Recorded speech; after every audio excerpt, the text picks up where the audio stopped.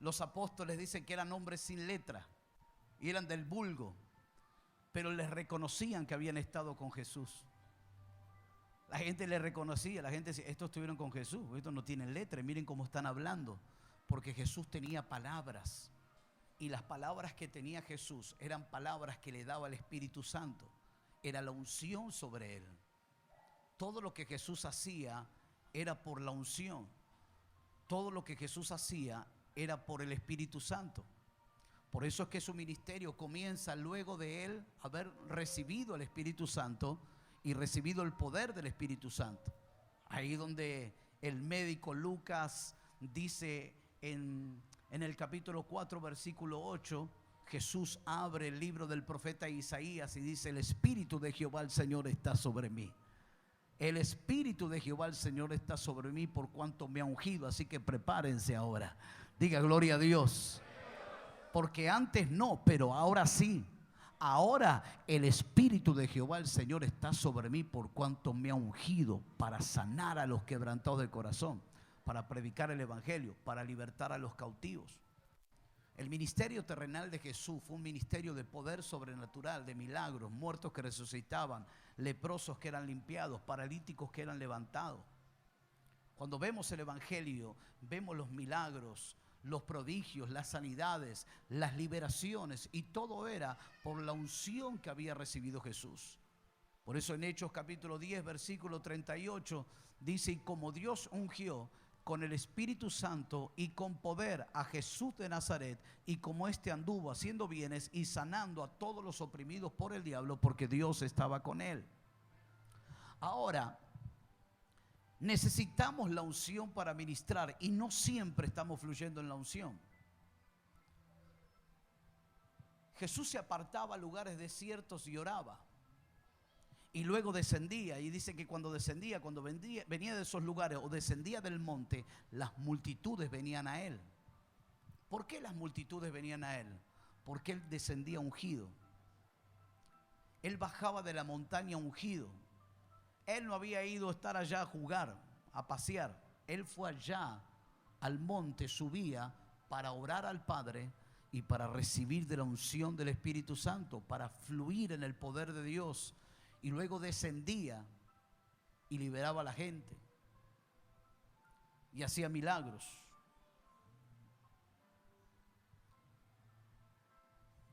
Es tan maravilloso hablar de la unción, pero es tan feo cuando se siente que ahí hay religión y cuesta que la palabra entre. Entrégate a Dios y vas a disfrutar del poder de la unción del Espíritu Santo. Alguien tiene que decir gloria a Dios, vamos. Aleluya.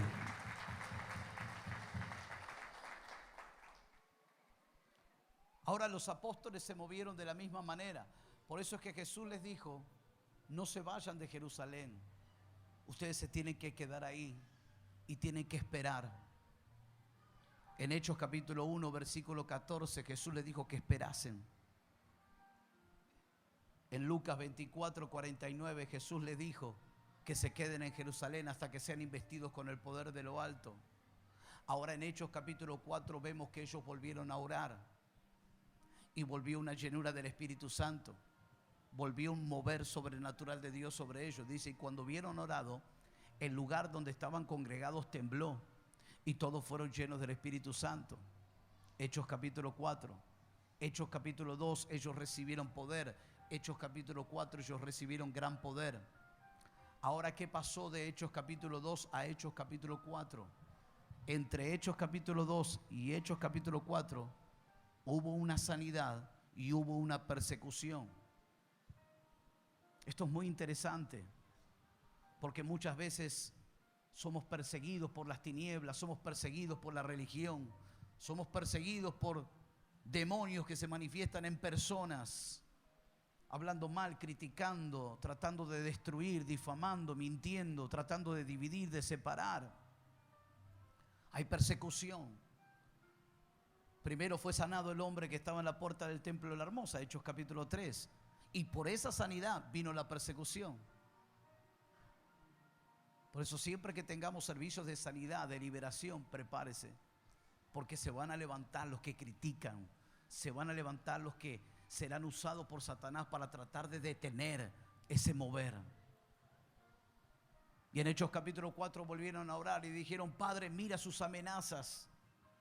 Ellos no siguieron predicando, ellos se detuvieron, porque ellos entendieron que no estaban teniendo denuedo. Por eso es que nosotros tenemos que ser sabios cuando estamos débiles, cansados, poder detenernos y volver a buscar la unción, volver a buscar las fortalezas en Dios. Ellos volvieron a orar y dijeron: Padre, mira sus amenazas y concede que con todo denuedo hablemos tu palabra, que con toda libertad hablemos tu palabra, que con toda valentía hablemos tu palabra, porque ya ahora no lo estamos haciendo. Lo hicimos, pero ahora no. Ahora necesitamos una nueva impartición. Y dice la palabra que cuando hubieron orado, el lugar donde estaban congregados tembló, y fueron todos llenos del Espíritu Santo y hablaban con denuedo la palabra de Dios. Hablaban con valentía, hablaban con libertad, profetizaban. Y dice que Dios extendía su mano y hacía milagros, maravillas. Y había gran poder y abundante gracia. Diga: gran poder y abundante gracia. Levante su mano derecha y diga: gran poder y abundante gracia. ¿Se da cuenta? Hechos capítulo 2, poder, sanidad, persecución, oración, gran poder. Aleluya. Esa persecución no te va a matar. Esa lucha que estás viviendo no te va a destruir, te va a empujar a la oración, y cuando vayas a la oración te va a llevar a una nueva dimensión de poder. Vas a pasar de poder a gran poder, de gracia a abundante gracia. Aleluya. Si no te detienes y vuelves a la oración, entonces empezarán los problemas. Empezarás a hablar mal, empezarás a ver todo mal, todo negativo. Porque cuando nos vaciamos nos pasa eso. Ya empezamos a estar almáticos. Ya empezamos a llorar y a quejarnos y a hablar mal. ¿A usted le pasa? Levante la mano. ¿A cuánto les pasa? A ver. A los demás no les pasa, ¿no? Están siempre ungidos así, son ángeles. Le pasó a Jeremías, no te va a pasar a vos. Jeremías hasta maldijo el día en que nació. Jeremías dijo: el sepulcro de mi madre, el vientre de mi madre hubiese sido mi sepulcro. Maldito el día en que a mi padre le dijeron que era varón. Y Jeremías dijo: ¿para qué salí del vientre? ¿Para qué salí del vientre?, dijo Jeremías. Maldijo el vientre y se preguntó: ¿para qué salí del vientre? Se olvidó lo que dice Jeremías capítulo 1 versículo 5, seguro que no lo leyó. Que en el vientre de tu madre te santifiqué y te di por profeta a las naciones. Y ahora Jeremías está diciendo: ¿para qué nací? ¿Para qué estoy acá en la iglesia? Y si me voy para otro lado, ¿para qué? No veo el propósito. Puede ser que estés en la prensa de olivo. Puede ser que estés ahí siendo presionado. Porque Jeremías maldecía, pero también Jeremías declaraba: mas Jehová se levantará como poderoso gigante. Él estaba luchando con el llamado. Cuando dijo: me sedujiste, oh Jehová, y fui seducido. Más fuerte fuiste que yo y me venciste. Una lucha que estaba teniendo Jeremías ahí. No quería ser criticado, perseguido, no quería nada de eso. Es que nadie quiere eso. Nadie quiere pasar sufrimiento en el ministerio. Cuando alguien comienza a pasar un problema en el ministerio, se va para otra iglesia, se va para otro lugar. No, que ahí no me quieren, ahí no hay amor, que esto, que no entiende el proceso. Es el momento en que está siendo dimensionado. Es el momento en el cual comienzas a producir aceite. Y se olvidan de lo que sucedió en el vientre. El vientre representa lo profético. Esto es un vientre. Usted está en un vientre en este lugar. En este vientre han nacido predicadores, han nacido salmistas, han nacido intercesores, han nacido profetas. En este vientre han nacido danzarinas, han nacido llamados, propósitos en este vientre. Pero muchos, cuando se enfrían, cuando se apagan y no buscan la fortaleza de Dios, maldicen el vientre. En el vientre donde le dijeron pastor, ahora lo maldicen. Ay. Pero no puedes maldecir el vientre que te dio a luz, el vientre que te parió. En la intención no está pariendo, está dando a luz. Y la iglesia está dando a luz, está pariendo hijos. Que hay una unción que está dando a luz hijos espirituales. Por eso es ridículo maldecir el vientre que te formó, el vientre que te dio propósito, el vientre que te dio identidad y el vientre que te dio destino, pero no llegaste porque te fuiste antes. Diga, hay que aprender a esperar. Amén. Necesitamos ser ungidos para luego ser enviados. Levánteme la mano derecha y diga, necesito estar ungido. Mira el que está a su lado y dígale, no siempre estás ungido. Mírele una vez más y dígale, y se te nota. Es que no siempre habla el ungido, no siempre habla la ungida. Pero necesitamos la unción para predicar. Necesitamos la unción. Y cuando hablo de predicar, no hablo de estar aquí adelante. Hablo de predicar en el barrio, predicar a tus familiares, predicar a tus compañeros de trabajo. Necesitas la unción. La unción es la que hará efectivo ese mensaje. La unción es la vida del Espíritu que acompañará esa palabra y tocará el corazón de esa gente, y esa gente se entregará a Cristo. Por eso que puedes hablar fuera de la unción y nada pasa, solo es ruido. Pero cuando hablas en la unción, son pocas las palabras, pero acompañadas por el Espíritu, son palabras que producen vida. Son palabras que transforman. Son palabras que levantan, son palabras que sanan, palabras que restauran. Diga conmigo, gloria a Dios. Por eso es que necesito estar ungido. Jesús estaba ungido y las multitudes venían a él, se agolpaban para escuchar, para oír las palabras que él hablaba. No por las palabras, sino también por el sonido de su voz. Mira el que está a su lado y dígale, el sonido de la voz.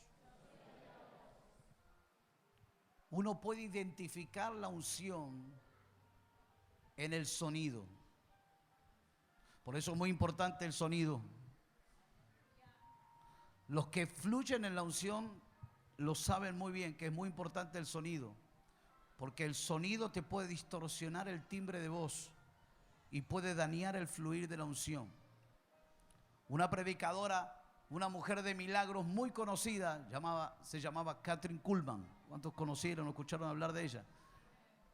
Ella decía que un predicador necesita dos cosas: unción y un buen sonido. Y si no, no tener sonido, solo el sonido de su voz, como lo hacía Jesús. Jesús en algunas oportunidades usaba el agua. Vieron que él le hizo apartar la barca a Pedro de la tierra para poder enseñar desde la barca, porque él usaba como un parlante, como una ampliación el agua. Al estar más metido adentro, él podía hablar, enseñar, y las multitudes podían escuchar más claramente. Conmigo el libro de San Lucas, capítulo 1. Libro de Lucas, capítulo 1, versículo 41. Lucas, versículo 1, capítulo 1, versículo 41. Dice así: y aconteció que cuando oyó Elizabeth la salutación de María, la criatura saltó en su vientre, y Elizabeth fue llena del Espíritu Santo. ¡Aleluya! ¿No te ha pasado nunca escuchar a alguien saludar o decir gloria a Dios aleluya, o tomar el micrófono y decir buenas tardes, iglesia, y sentir que algo comienza a moverse dentro tuyo, es por el timbre de voz, es por una voz que está ungida. Elizabeth solamente escuchó un saludo, no era una palabra profética. Elizabeth no escuchó una palabra de ciencia. Elizabeth escuchó una voz ungida. María había sido llena del Espíritu Santo. Por eso es que cuando María habló, aquel niño que estaba en el vientre, diga gloria a Dios por el vientre. Hay algo que está pasando con los vientres el día de hoy. El vientre, ahí dentro del vientre había un niño, y yo creo por el Espíritu Santo que hoy está inspirando que algo poderoso está pasando en el vientre de esta casa. Hay un niño que está saltando, hay una iglesia que está siendo llena del Espíritu Santo, hay un llamado que está saltando, hay un profeta que está recibiendo vida, hay un pastor que está siendo sacudido por el poder de Dios. ¡Aleluya! Es la conexión. Por eso dice la palabra que Pedro estaba en una cárcel. La iglesia estaba haciendo oración sin cesar por Pedro. Un ángel se metió en la cárcel, lo sacó a Pedro. Pedro sale de la cárcel, se abre la puerta de hierro y llega a la casa de María, la madre de Juan Marco. Y cuando llama una muchacha del lado de adentro llamada Rode, reconoció la voz de Pedro. Era una joven, una ama de casa, una jovencita que trabajaba en esa casa, pero sensible a la voz de la unción. Usted no tiene que ir a la iglesia que usted se sienta más cómodo. Usted no tiene que ir a la iglesia que tiene aire acondicionado, ventilador o calefacción, lo que sea. Usted no tiene que ir a la iglesia que sea más linda, más grande, con pantalla o sin pantalla. Usted es atraído por una voz.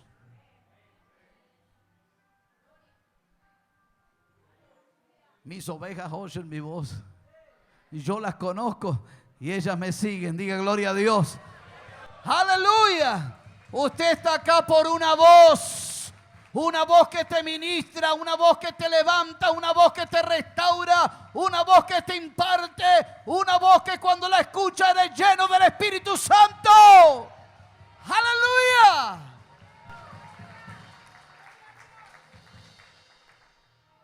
En los tiempos antiguos sonaban las trompetas, ahí Gedeón hacía sonar las trompetas y se juntaban los abieseritas, atraían a la gente el sonido de la voz.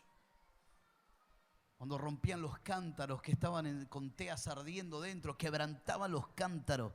Cuando se quebranta el hombre de Dios y deja salir el fuego, se escucha la trompeta y la gente comienza a venir. Denle un aplauso al Señor. Aleluya. Tiene que haber quebranto para que salga fuego y para que suenen las trompetas. Está viendo, Elizabeth no escuchó ninguna palabra profética, solo fue un saludo. ¡Elizabeth! Nada más. ¡Wow! A mí me apasionan hombres y mujeres de Dios que yo escucho ese sonido y yo ya me quedo conectado. Me quedo conectado por el sonido. Hay predicadores que no son, wow, qué predicador, pero tienen ese sonido y podemos reconocer que han estado con Jesús. Porque cuando hablan, me producen vida. Por eso dice la palabra en Ezequiel, mientras oí al que me hablaba, el Espíritu entró en mí. Tremendo. Mientras escuchaba al que me hablaba, el Espíritu entró en mí. El Espíritu entra cuando estás escuchando una voz ungida. Diga conmigo, gloria a Dios. Venga conmigo al libro de Juan, capítulo 6. Juan capítulo 6, versículo 63. Dice así: el espíritu es el que da vida, la carne para nada aprovecha. Las palabras que yo hablo son espíritu y son vida. Aleluya. La unción es la vida del espíritu. Es lo contrario a la carne. La carne para nada aprovecha. El espíritu es el que da vida. San Juan capítulo 5, versículo 24, Jesús está hablando y dice: de cierto os digo, el que oye mi palabra y cree al que me envió, tiene vida eterna y no vendrá a condenación, mas ha pasado de muerte a vida.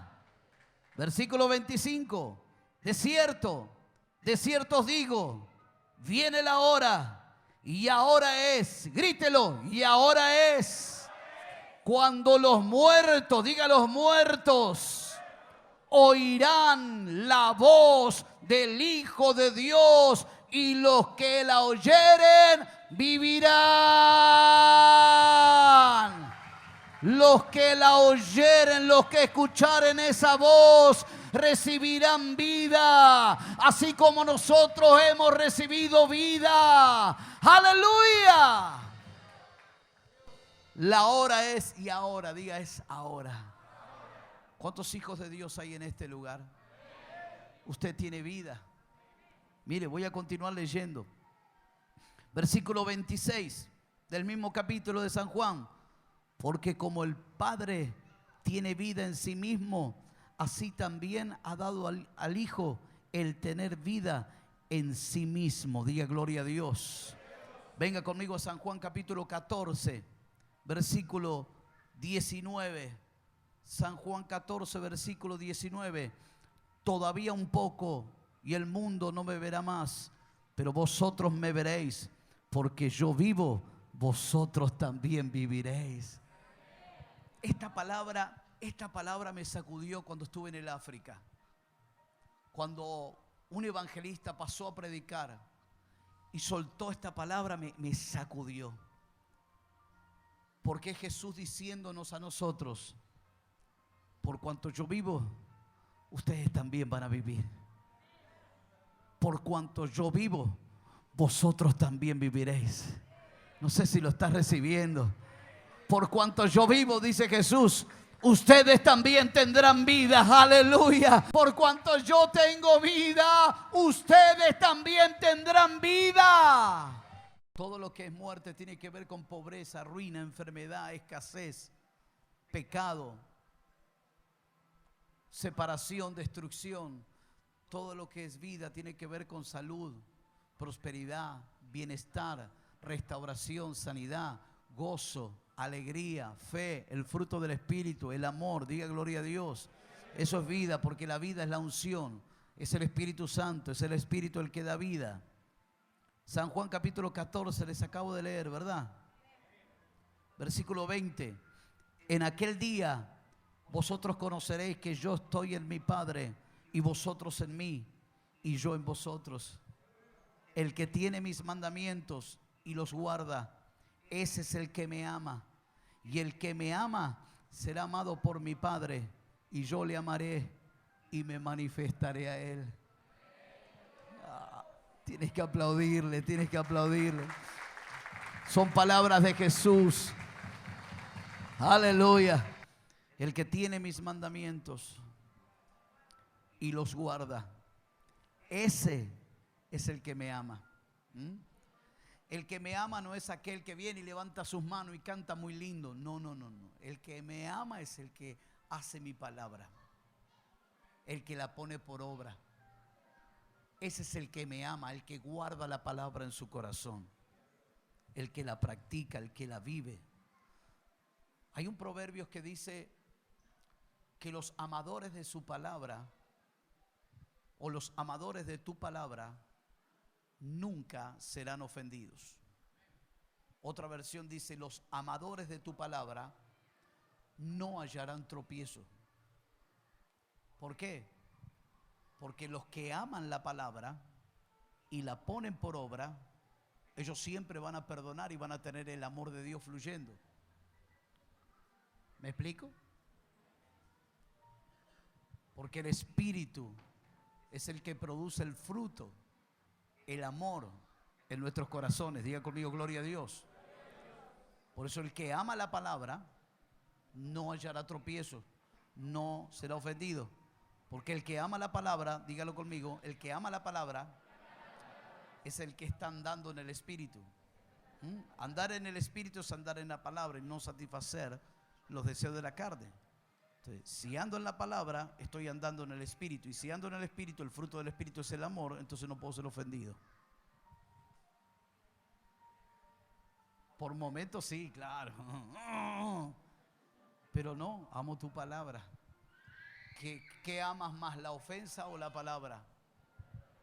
Si amamos la palabra, tenemos que hacer la palabra. Y una de las cosas más importantes que el Señor nos manda es a perdonar. Jesús dijo, si ustedes no perdonan a vuestros hermanos sus ofensas, mi Padre tampoco los perdonará a ustedes. Diga, ay, ay, ay, ay, ay, ay.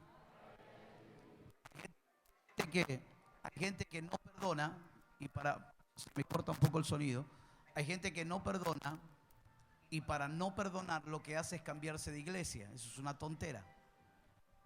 Es una tontera. Se cree que a la otra iglesia donde va es otro Dios. O para no ver la cara del hermano. Sí, pero en tu corazón sigue estando tu hermano. Te lo llevas donde vayas. Donde te hablen de él, explotas, porque lo tienes dentro. Hay que soltarlo, hay que perdonar. Y cuando, no se me distraiga, por favor, cuando alguien te ofende dentro de la iglesia, es tu oportunidad para crecer, para ver la manifestación de Dios ahí en tu vida, para que haya un crecimiento. Amén. Diga gloria a Dios. Aleluya. San Juan capítulo 10. San Juan capítulo 10, versículo 10. Jesús sigue hablando y dice estas palabras: el ladrón no viene sino para hurtar y matar y destruir. Yo he venido para que tengan vida y para que la tengan en abundancia. Amén.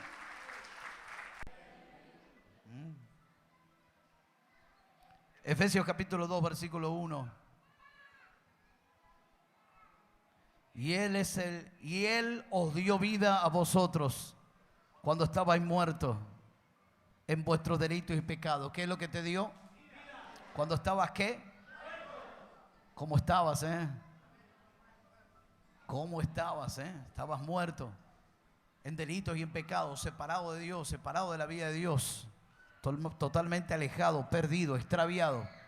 Pero Él nos dio vida cuando estábamos muertos. Jesús. Versículo 2. En los cuales anduvisteis en otros tiempos, siguiendo la corriente de este mundo, conforme al príncipe de la potestad del aire, el espíritu que ahora opera en los hijos de desobediencia, entre los cuales también todos nosotros vivimos en otro tiempo, en los deseos de nuestra carne, haciendo la voluntad de la carne y de los pensamientos. La voluntad de la carne y de los pensamientos. Y éramos por naturaleza hijos de ira, lo mismo que los demás. Pero Dios, que es rico en misericordia, por su gran amor con que nos amó, aun estando nosotros muertos en pecados, nos dio vida juntamente con Cristo. Por gracia sois salvos. Y juntamente con Él nos resucitó y asimismo nos hizo sentar en los lugares celestiales con Cristo Jesús, para mostrar en los siglos venideros las abundantes riquezas de su gracia en su bondad para con nosotros en Cristo Jesús. Porque por gracia sois salvos, por medio de la fe, y esto no de vosotros, pues es don de Dios, no por obras, para que nadie se gloríe. Versículo 10. Porque somos hechura suya, creados en Cristo Jesús, para buenas obras, las cuales Dios preparó de antemano para que anduviésemos en ellas. Denle un aplauso grande al Señor. Aleluya.